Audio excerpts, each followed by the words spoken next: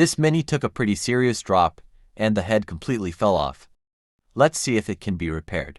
The damaged parts include the 3-in-1 flex cable, the upper bracket of the gimbal, and the middle frame. Fortunately, other components look fine.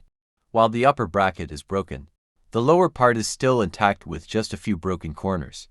This kind of flex cable tear is impossible to repair. However, the middle frame should be fixable. After assessing the damage, we decided the best solution is to glue it back together. First, we'll use a soldering iron to spot weld and position it. Then apply glue to secure it. Everything is ready, and it looks good. The total cost comes to about $16. Why not replace the middle frame entirely? Because the middle frame is extremely hard to find in the market right now.